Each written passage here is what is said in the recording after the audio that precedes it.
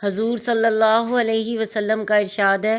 کہ جس شخص کی ایک نماز بھی فوت ہو گئی وہ ایسا ہے گویا اس کے گھر کے لوگ اور مال و دولت سب چھین لیا گیا ہو۔ نماز کا ضائع کرنا اکثر بال بچوں کی وجہ سے ہوتا ہے کہ ان کی خیر خبر میں مشغول رہے یا مال و دولت کمانے کے لالچ میں ضائع کی جاتی ہے۔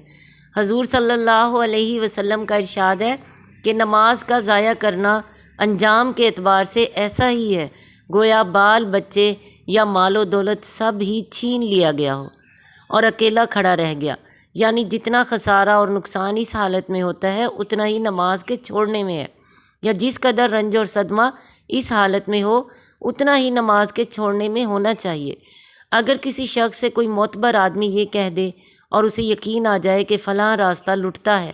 اور جو رات کو اس راستے سے جاتا ہے تو ڈاکو اس کو قتل کر دیتے ہیں اور مال چھین لیتے ہیں، تو کون بہادر ہے کہ اس راستے سے رات کو چلے؟ رات کو تو درکنار دن کو بھی مشکل سے اس راستے کو چلے گا، مگر اللہ تعالیٰ کے سچے رسول صلی اللہ علیہ وسلم کا یہ پاک ارشاد کہ ایک دو نہیں